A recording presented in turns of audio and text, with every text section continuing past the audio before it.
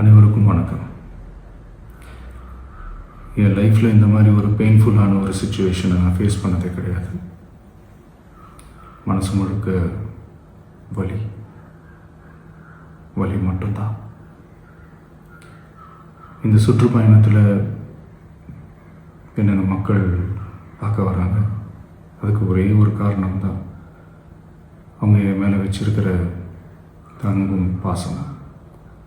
அந்த அன்புக்கும் பாசத்துக்கும் நான் எப்பவும் கடமைப்பட்டிருக்கிறேன். அதனால தான் இந்த சுற்றுப்பயணத்தில் மற்ற எல்லா விஷயங்களையும் தாண்டி மக்களுடைய சேஃப்டி, அதில் எந்த காம்ப்ரமைஸும் பண்ணிடக்கூடாதுன்றதுக்காக தான் அது என் மனசில் ரொம்ப ஆழமாக இருக்கும் அந்த எண்ணம். அதனால தான் இந்த அரசியல் காரணங்கள் எல்லாத்தையும் தவிர்த்துட்டு ஒதுக்கி வச்சுட்டு மக்களுடைய சேஃப்டி மட்டும் மைண்டில் வச்சுக்கிட்டு அதுக்கான இடங்களை சூஸ் பண்ணுறது, அதுக்கான இடங்களை பார்த்து பர்மிஷன் கேட்குறது, போலீஸ் டிபார்ட்மெண்ட்டில் அதை ரிக்வெஸ்ட் பண்ணி கேட்போம். ஆனால் நடக்கக்கூடாதது நடந்துருச்சு.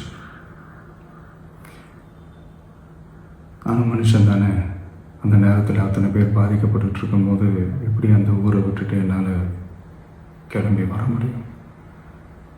நான் திரும்ப அங்கே போகணும்னு இருந்துச்சுன்னா அதை ஒரு காரணம் காட்டி அங்கே வேறு சில பதட்டமான சுச்சுவேஷன்ஸ், வேறு சில அசம்பாவிதங்கள், அந்த மாதிரி எதுவும் நடந்துடக்கூடாதுன்றதுக்காக தான் நான் அவாய்ட் பண்ணேன்.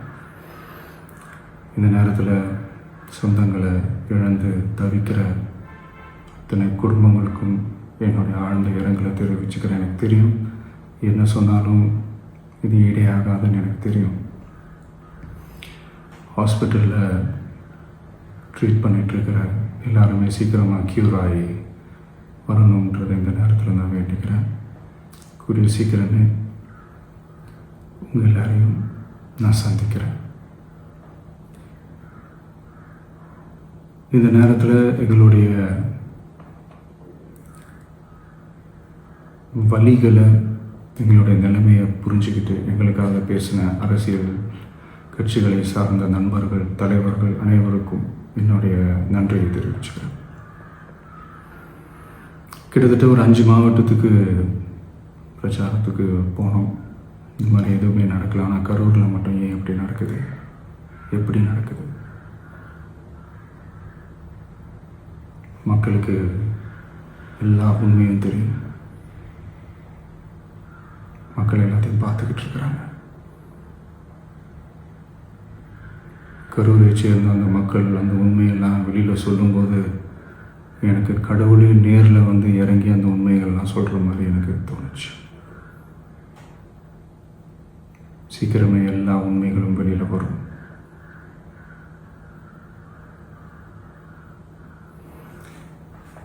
எங்களுக்கு தரப்பட்ட இடத்துல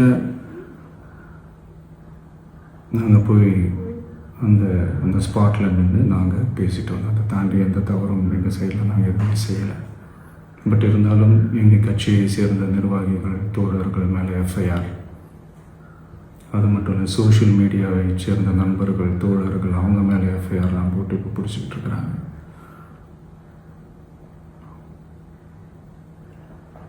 சிஎம் சார்,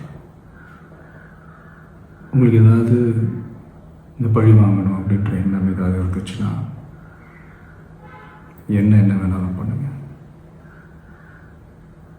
அவங்க மேலே கை வைக்காதீங்க. நான் ஒன்று வீட்டில் இருப்பேன், இல்லை நான் ஆஃபீஸில் இருப்பேன். என்ன வேணாலும் செய்யுங்க.